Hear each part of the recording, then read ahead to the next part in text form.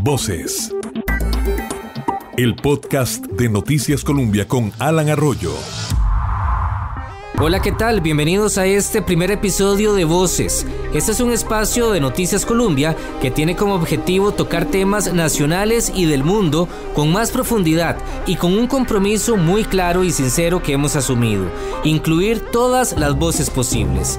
Tenemos la convicción de que todas las voces cuentan, siempre que el debate sea con argumentos y en el marco del respeto. Haremos todo el esfuerzo para que esas voces tengan espacio y así usted, con todos los argumentos posibles, pueda formarse sus propias conclusiones, una opinión informada de lo que sucede en Costa Rica y en el mundo. Este podcast estará disponible cada semana, todos los martes, y lo pueden escuchar y descargar en el momento y lugar que ustedes gusten. Esa es la gran posibilidad de este formato. Usted decide cómo, cuándo y dónde lo quiere escuchar. Pueden aprovechar esos 30 minutos aproximadamente que tardará el espacio mientras corren, hacen ejercicio, conducen, se alistan para ir al trabajo o están en casa, en su oficina o haciendo cualquier otra actividad. Este podcast lo pueden escuchar y descargar en nuestra página columbia.co.cr y a través de otros medios digitales, por ejemplo, YouTube en el canal Columbia Digital, o también en Spotify nos pueden encontrar como Radio Columbia, junto con otros programas y servicios que tiene disponibles la radio. Después de casi 6 meses, el pasado 6 de marzo, de forma diferente, tuvimos que convivir con una pandemia que llegó al país en un avión con una pareja procedente de Nueva York. Así llegó el COVID-19 que nos vino a cambiar la vida. Han pasado 6 meses, un semestre que para muchos puede ser eterno y para otros se ha pasado muy rápido. Costa Rica está ahora en un proceso de apertura desde hace algunos días, donde se hace un fuerte llamado a la responsabilidad individual, después, eso sí, de haber tenido un debate intenso entre la salud y la economía. Lo que sí no podemos olvidar es que estamos en una situación muy particular, diferente a todo lo que hemos vivido e inédita para el mundo. En el país no podemos dejar de lado que ya superamos los 63,000 casos de COVID-19 y una cifra muy lamentable de 700 fallecimientos, y es un dato que lamentablemente va en aumento. También no podemos dejar de lado que en las unidades de cuidados intensivos se han reportado una capacidad que supera el 70% en las últimas semanas. Este debate no solo ha sido costarricense. ¿Qué hacer? ¿Cómo enfrentan otros países la apertura y qué acciones tomaron? Eso es parte de lo que vamos a conocer con diferentes voces. La primera es de un experto, el epidemiólogo de la Universidad Nacional, Juan José Romero, quien nos comenta cómo está el mundo en este momento después de haberse conocido el primer caso casi que a finales de diciembre en China. Digamos que estamos montados en una ola global porque lo que comenzó en Asia, después siguió en Europa, después pasó a América, en Latinoamérica, y entonces por eso estamos observando que andamos cerca de los 280,000 casos diarios a nivel mundial. Vamos a ver, la tendencia más o menos se estabilizó aproximadamente hace mes y medio, una cosa así, en que hemos venido con cantidades de infecciones de aproximadamente 265,000 diarios, con algunos picos, ¿verdad?, de subidas y bajadas, subidas que pueden llegar a los 300,000 y algunas bajadillas a 240,000 casos diarios. Entonces por ahí se ha estado. Las muertes rondan aproximadamente las 5,000 en promedio en el mundo, si agarráramos todas las muertes del mundo. En diciembre se empezó a conocer de este primer caso COVID-19, para muchos una situación extraña. Sin embargo, desde diciembre la pandemia tomó por sorpresa a todo el mundo. Algunos países fueron más rápidos que otros en reaccionar, pero ninguno estaba listo y el debate era el mismo que el que hemos tenido últimamente en Costa Rica. Si se cerraba todo o no, si era necesario el uso de la mascarilla o no. En el caso de Costa Rica, para muchos una decisión que llegó de forma tardía, e inclusive estaban también aquellos que dicen ¿cuál pandemia? Aquí y en el mundo fue el mismo comportamiento, así lo recuerda don Juan José, experto en este tema. Bueno, al mundo también le tomó tarde tomar algunas medidas. ¿Qué sucedió? Pues desafortunadamente están los negacionistas, tipo Bolsonaro, tipo Andrés Manuel López Obrador, tipo Trump, que negacionistas de la existencia de una pandemia y de todas las consecuencias que eso puede tener, desoyendo a sus expertos, vino a tener las consecuencias que esto tuvo. ¿Qué sucedió en Costa Rica? En Costa Rica prácticamente cuando comenzó la cuestión en China y cuando se fue trasladando a Europa, se tomaron decisiones muy duras al principio, dicho sea de paso, muy duras, pero que permitieron prepararse el sistema de salud. Tal vez no nos preparamos todos, pero por lo menos digamos que el sistema de prestación de servicios de salud hizo que se capacitaran los funcionarios, que se mejorara infraestructura, que se subiera en cantidad de camas. El mundo es de contrastes y así la pandemia lo dejó en evidencia. Mientras China logró cerrar toda una ciudad y paralizarla por completo hasta llegar al punto de no superar los 85,000 casos, otros países, principalmente latinoamericanos, los nuestros, no pudieron hacerlo. Y esto tiene una razón evidente y muy válida: el tema económico. Son economías ricas, entonces Alemania también cerró, Francia cerró un poco, algunos de estos países europeos hicieron estos cierres sanitarios, pero tenían la capacidad económica para asumir las consecuencias de esos cierres sanitarios. Los subsidios a las personas desempleadas, los subsidios a las empresas que mandaban a sus empleados para la casa, etcétera, etcétera, podrían existir. De hecho, hay datos económicos de las inversiones que muchos países hicieron. Y por ejemplo, creo que Japón era el equivalente como al 17-18% del Producto Interno Bruto, una barbaridad de plata, ¿verdad? Voces de Noticias Colombia. Con ese panorama y con una pandemia que aún está bastante lejos de acabar, vamos a la siguiente parte de nuestro podcast. ¿Cómo están trabajando comercial y productivamente los otros países? Recordemos que en Costa Rica estamos aproximándonos al pico de casos de COVID-19 proyectado para octubre y posiblemente noviembre. Eso sí, con una apertura aún mayor. Hay algunas actividades como bares y centros nocturnos que no han podido abrir porque son calificados como actividades muy riesgosas. Pero la advertencia es que podemos dar en algún momento marcha atrás si el número de casos se dispara y si hay saturación de los centros de salud.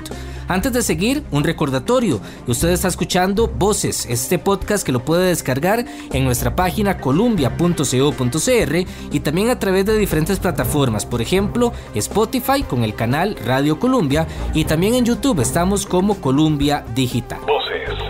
Con el apoyo de periodistas costarricenses y también colegas de diferentes países del mundo, vamos a escuchar las voces de cómo se está viviendo la pandemia y principalmente ese debate sobre la apertura que aún se mantiene vivo, inclusive con la posibilidad de un rebrote en el mundo. Comenzamos con España, que junto con otros países europeos fue el epicentro de la pandemia, con un impacto muy doloroso y una cuarentena total hace algunos pocos meses. Ahora es nuevamente noticia porque se mantiene un rebrote que podría inclusive provocar nuevas medidas fuertes en ese país. Escuchamos a Luis Ramírez, periodista costarricense. Hola Luis, adelante. Saludos Alan, a vos y a todas las personas que nos escuchan. Yo me encuentro en Bilbao, una ciudad perteneciente a la comunidad autónoma del País Vasco. Esto queda al norte de España.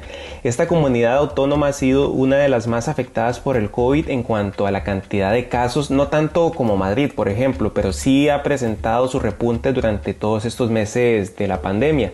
Y antes de comentarle la situación actual, quisiera recapitular sobre cómo se ha vivido la crisis sanitaria acá en España desde su inicio allá aproximadamente a mediados de marzo, cuando se decretó el estado de alarma.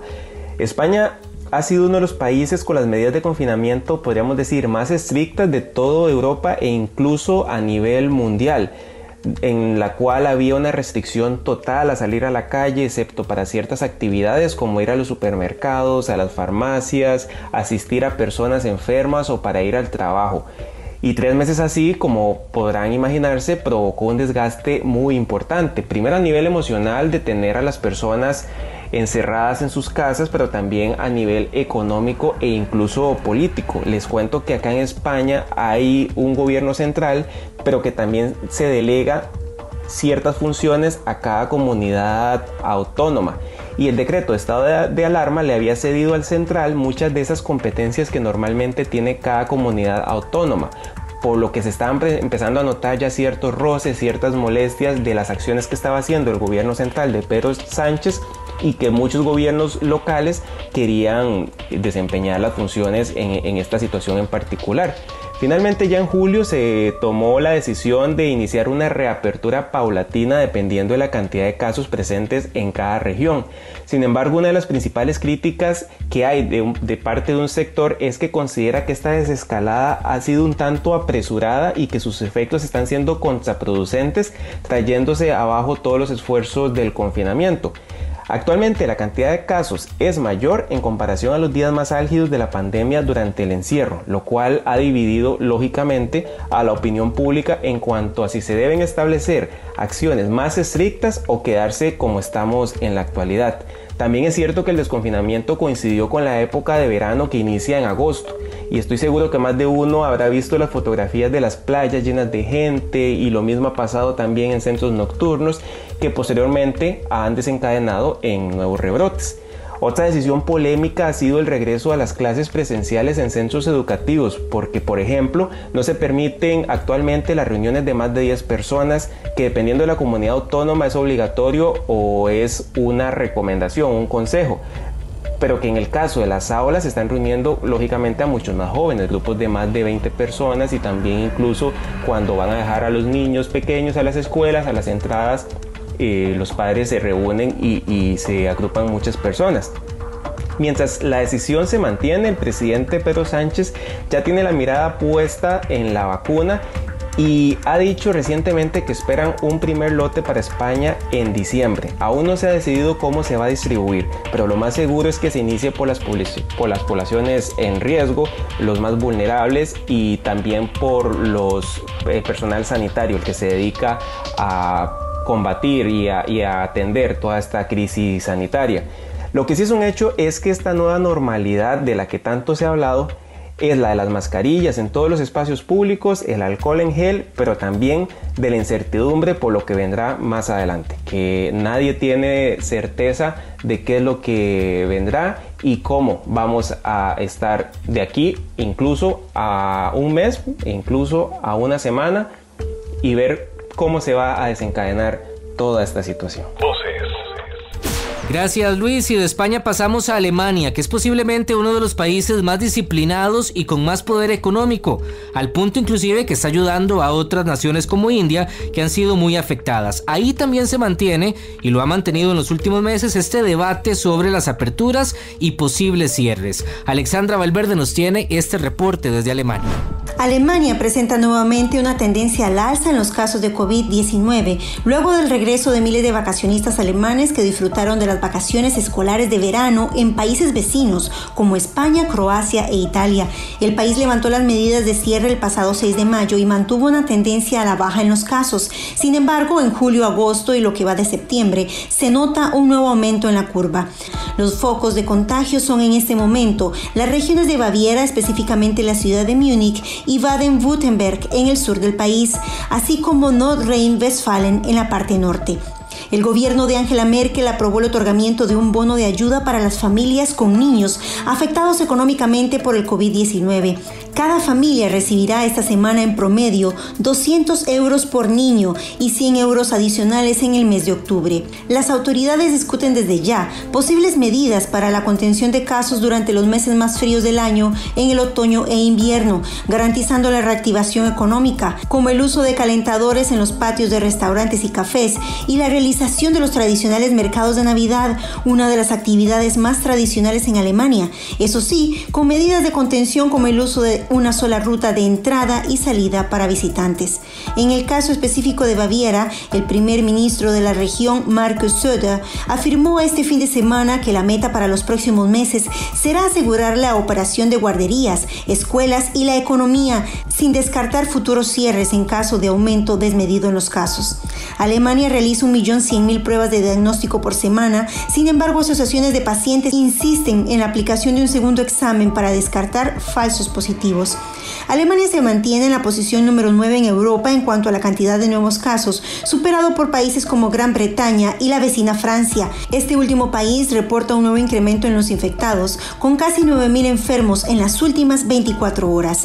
Desde Múnich, Alemania, un reporte de Alexandra Valverde para Noticias Colombia. Y cruzamos el charco de regreso a América, que sigue siendo el epicentro de esta pandemia y todavía, como lo hemos dicho, sin señales de un posible final. Estados Unidos es el país en el mundo con más contagios y ha mantenido un debate político muy fuerte entre el gobierno de Donald Trump y otros estados si se abren o no a actividades comerciales. ¿Cómo está, por ejemplo, la capital Washington? Anja Brenes nos tiene este reporte para Voces. Todo está en la normalidad. ¿Cómo podríamos explicar esta nueva normalidad? Bueno, obviamente es obligatorio andar con una mascarilla en cualquier sitio que uno esté, a menos que sea dentro de la casa de uno, literal. Entonces, además de eso, existen multas para las personas que no están utilizando, digamos, eso. Y además, obviamente, está lo del distanciamiento social y etcétera. Las tiendas, prácticamente podríamos decir que todas las tiendas, todos los sitios están abiertos ya, inclusive los gimnasios también están abiertos, nada más que con aforos pequeños en ciertos casos, digamos, por ejemplo, los que son cerrados, creo que está solamente al 40%. Entonces, eso es lo que está sucediendo, digamos, en cuanto a negocios. También podríamos decir, digamos, hay un tema muy curioso que están investigando porque, si bien es cierto, los casos igual se han mantenido, digamos, y no están en cero, porque jamás, ¿verdad? No es tanta la gente que está falleciendo, sino que la gente que se está contaminando está logrando recuperarse. Entonces eso es algo que todavía están investigando para ver qué es lo que está sucediendo. Pero sin embargo, eso también es una buena noticia en el sentido de que la gente está logrando recuperarse, ¿verdad? De una enfermedad como esta que ya acabado con la vida de muchas personas. El otro tema es que igual la gente tiene mucho cuidado, digamos, uno observa y en todos los lugares uno puede encontrar, digamos, si vos vas a cualquier sitio encontrás alcohol en gel, encontrás que todos los trabajadores andan con mascarilla, que la gente usa guantes, digamos, la gente que manipula productos, etcétera. Anja, y sobre el retorno a clases, ¿cómo ha estado la situación? Porque en Estados Unidos se regresó a algunas lecciones, pero también han tenido el debate que otros países con un aumento de casos debido a esas decisiones. Es Distrito de Columbia, Virginia y Maryland. Sobre el tema escolar, las clases ya iniciaron. Los 3 estados han dicho que van a volver a clases solamente, o sea, a clases presenciales solamente en enero del próximo año. O sea, está para volverse a revisar en enero del próximo año. Entonces, este nuevo año escolar aquí en este estado ha iniciado de forma virtual. Todos los niños, todas las universidades, todo el mundo está recibiendo clases, digamos, desde sus casas. El otro tema es, bueno, ustedes saben que en Washington D.C. hay demasiadas organizaciones internacionales, el Fondo Monetario Internacional, el BID, la OEA, la ONU, las Naciones Unidas, etcétera. Todas estas organizaciones siguen haciendo teletrabajo. Muchas gracias, Anja, por ese reporte desde Estados Unidos.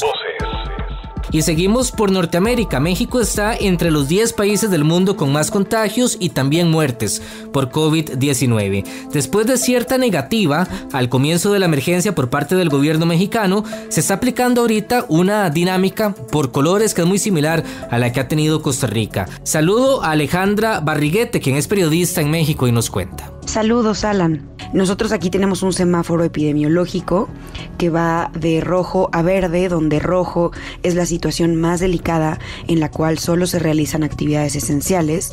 El naranja es donde, de ser posible, uno debe quedarse en casa, pero se empiezan a reactivar actividades no esenciales, funcionando más o menos al 30%. El amarillo es donde todas las actividades están permitidas, pero con precauciones. Y el verde es pues donde ya se podría salir en una nueva normalidad. De las 32 entidades que tenemos en el país, ya solo un estado se encuentra en rojo, tenemos 21 en naranja y 10 en amarillo. La curva epidémica mexicana en comparación con otros países de América Latina como Colombia, Argentina y Brasil se ha ido aplanando en las últimas semanas. Sin embargo, las autoridades sanitarias ya se preparan para un rebrote, sobre todo frente al arranque de la temporada de influenza, que aquí en México es en octubre. Gracias, Alejandra. Nos contaba ella fuera de micrófonos que cerca del 20% de los comercios en la Ciudad de México, en la capital, están cerrados y han estado en una alerta naranja ya por más de 11 semanas debido a este repunte de casos. Estamos en Voces aquí a través de las plataformas digitales de Noticias Colombia. Los invitamos a que descarguen este podcast, lo pueden escuchar en cualquier momento y también que lo compartan. Cada semana tendremos un episodio con diferentes temas de realidad nacional e internacional.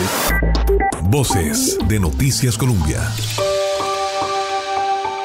Y esta es la lista de países que han tenido mayor contagio de COVID-19. Estados Unidos, la India, Brasil, que ha sido muy cuestionado el gobierno de Bolsonaro. Rusia también está entre la lista de los 10 países con más incidencia. Además de Perú, Colombia, México. Muchos preguntan por Sudáfrica, por ejemplo, o el continente africano. ¿Qué ha pasado con ellos? Bueno, Sudáfrica entre la lista de los 10 países con más contagios, además de España y también Argentina, que inclusive las medidas en el país sudamericano se han extendido por las próximas semanas debido también a que los contagios se mantienen y esas altas cifras. Pero también nos hacían una pregunta algunos oyentes: ¿qué ha pasado con Venezuela, por ejemplo, que ya ha vivido una crisis económica muy fuerte y política también desde antes de esta pandemia? La periodista María Claudia Faranelli nos cuenta sobre Venezuela, que ha realizado la menor cantidad de pruebas posibles en el continente americano y tiene también una particularidad con el manejo de la pandemia. Todo contagio debe ser internado en un centro que ha habilitado el gobierno. No importa que sea sintomático, debe ser internado para su control y aplicación de tratamiento. Y esto lleva, por supuesto, a que las personas no quieran someterse a la prueba por miedo a estar recluidos muchas veces en contra de su voluntad en instalaciones habilitadas que en muchos casos no cumplen con los requerimientos mínimos de bioseguridad y alimentación, según denuncian los propios afectados. La medida adoptada para el manejo de productividad en el país es un sistema llamado 7+7, que consiste en 7 días de cuarentena estricta, en los cuales solo pueden funcionar de manera oficial los sectores relacionados con la salud y los alimentos, mientras que los siguientes 7 días son de flexibilización vigilada, como han llamado, y se extienden a 24 sectores los que pueden trabajar. Inclusive unos 20 políticos cercanos a Nicolás Maduro han dado positivo de COVID-19 y creo que en Latinoamérica el rostro de la consecuencia económica, el desempleo, las familias buscando sus ingresos ha sido mucho más evidente. Es la región económicamente más afectada en el mundo según algunos estudios. Voces. Y vamos a hacer un resumen también de lo que sucede en Centroamérica. Nos vamos a los países más cercanos. La mayoría de naciones centroamericanas han tenido una cantidad de casos mucho mayor que Costa Rica. Eso sí, el país podría acercarse a esas cifras en próximas semanas y han tenido medidas mucho más fuertes que nuestro país. Por ejemplo, El Salvador ha tenido una disputa política sin precedentes muy fuerte debido a una cuarentena obligatoria que dictó el presidente Nayib Bukele. Saludo a Roxana Ruiz, ella es del Canal 21 en El Salvador y nos tiene también ese reporte. Hola, Roxana. ¿Qué tal, Alan Arroyo? Un placer saludarte a ti y por supuesto a los oyentes de Radio Colombia hasta San José. Acá pasamos cerca de 5 meses en cuarentena de una manera más estricta, quizás fueron 3, pero también hubo una situación bastante compleja en la parte política, debido a que si algo se ha caracterizado este periodo es que no han existido acuerdos entre el Ejecutivo, el órgano legislativo y también el órgano judicial. Y acá en El Salvador, Alan, los 3 poderes van muy entrelazados para tomar las decisiones. Por ejemplo, el Ejecutivo establecía ciertas limitaciones de derechos fundamentales como la libre circulación, pero decía el órgano judicial que eso necesitaba una aprobación de la Asamblea y que no se había hecho de la manera correcta, por lo tanto venían las declaratorias de inconstitucionalidad, es decir, de normativas que no estaban de acuerdo a lo que rige la Constitución de El Salvador. Y pasamos ahora a Guatemala. Se mantienen restricciones de tránsito en este país centroamericano y algunas actividades comerciales van reactivándose poco a poco. Por ejemplo, el viernes anterior se reabrió el aeropuerto para poder recibir vuelos comerciales. Eso sí, Guatemala con más de 2.000 fallecidos y 78.000 casos de COVID-19. El colega Nimsi Rosales nos tiene este reporte. Hola Alan, un gusto saludarte desde Guatemala, pues para darles a conocer un poco acerca de cómo se está dando la situación del coronavirus con ciertas medidas para mitigar la enfermedad. Podemos decir que el toque de queda continúa, el transporte público aún no se ha habilitado en su totalidad, pero ya han iniciado conversaciones para poder realizar el reinicio de operaciones de los buses en el área rural como también en el área urbana, en donde los transportistas buscan que se establezcan protocolos. Eso sí, ya indicaron que va a haber un alza en el costo del pasaje. Estamos hablando de aproximadamente el doble del costo normal. Entre otros temas, también podemos decir que la Asociación de Colegios Privados han indicado que 4 de cada 10 niños que cursan la preprimaria en colegios privados han abandonado o piensan abandonar el año escolar. La principal razón, pues lo que han indicado es la crisis económica en los hogares. Estamos hablando de 38.235 niños dejarían el ciclo escolar ante. También hay que indicar que el sector hotelero también ha reiniciado sus actividades, por lo que pues esperan de alguna forma poder recuperarse lentamente. Uno de los lugares que se ha visto más afectados en cuanto al turismo ha sido Antigua Guatemala, en donde durante 6 meses pues no tuvieron ingresos debido a las restricciones por el COVID-19. Para dimensionar un poco lo que significa esto, Guatemala contabilizó el año pasado aproximadamente un ingreso de 2.5 millones de visitantes extranjeros, y con las restricciones este número pues disminuyó considerablemente. Gracias Nimsi por este reporte. En Honduras también cifras muy similares a la que ha manejado Guatemala por esta pandemia. Eso sí, en Honduras se habla de un posible subregistro de personas fallecidas que no recibieron adecuadamente el diagnóstico. Oficialmente manejan más de 2.000 fallecidos, pero esa cifra podría aumentar a 5.000, 6.000 inclusive, dicen algunos medios de comunicación. Muchísimas gracias, Alan. Desde Honduras te saluda la periodista Gabriela Andino de la Corporación Televicentro. En el caso de la economía, estamos algunos departamentos del país en fase 1, otros en fase 0, que implica todavía no se puede trabajar ni circular en algunas instancias, solo las prioritarias. Bancos, supermercados, gasolineras permanecen abiertos y solamente se sale según el último dígito de identidad. Así hemos llevado la pandemia. Todavía no hemos salido, todavía no hemos llegado a una meseta, pues se espera un rebrote en los próximos días. Voces. El podcast de Noticias Colombia con Alan Arroyo. Y cerramos este recorrido con los países vecinos, aquí a través de Voces de Noticias Colombia. Panamá, en este momento, tiene un repunte de casos, tuvo también en su instante una cuarentena obligatoria, luego tuvieron inclusive que revertir la decisión y volvieron a medidas mucho más restrictivas para toda la población. Y en el caso de Nicaragua también, el manejo quizás ha sido el más cuestionado de los países en el área y posiblemente también del continente, junto con Estados Unidos y por ejemplo Brasil. En el caso de Nicaragua ha sido poco el control que ha ejercido el gobierno y se cuestionan también las cifras que brindan semana a semana. Lo comenta Maynor Salazar del medio Divergentes de Nicaragua. Al gobierno de Daniel Ortega nunca optó por paralizar las actividades comerciales. Lo que hicieron algunos restaurantes, el centro como gimnasios, fue cerrar durante los picos más altos de la pandemia. Estoy hablando mayo, junio, parte de julio, y optar por ejemplo con clases en línea, con entrega a domicilios, y creo que una de las cadenas una de las empresas que más aprovechó esto fue Hugo y otras locales que pues prácticamente ahora están llevando todo a domicilio. Entonces vino a paralizarse la actividad. Sin embargo, ahora en agosto la gente salió bastante, demasiado para mi gusto, y lo que los expertos vaticinan es que va a haber un rebrote que va a ser igual o peor que el que ocurrió que el número de contagios que ocurrió en mayo y junio, y sobre ese escenario estamos. Pues el gobierno todavía incluso sigue con su misma negligencia. La población está fresqueándose, como decimos acá nosotros, está fresqueándose un poco porque ya están comenzando a salir a bares, ya incluso las cadenas de cine están abriendo, a pesar de que lo hacen con todas las medidas. Entonces es como parte de esa normalidad que quiere regresar, aunque con medidas, obviamente, porque es lo que yo observo, pero que todavía es un riesgo latente para la sociedad. Gracias, Maynor, y a todas las voces que hemos escuchado en este episodio.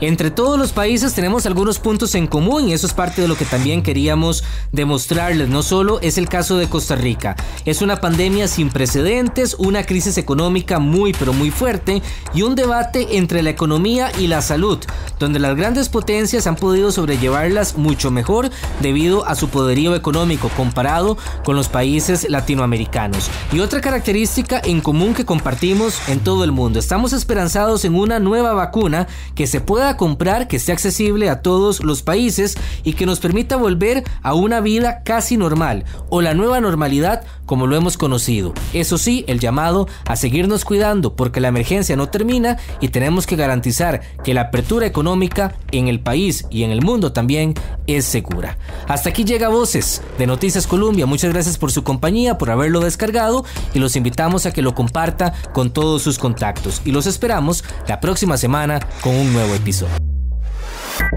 Voces, el podcast de Noticias Colombia.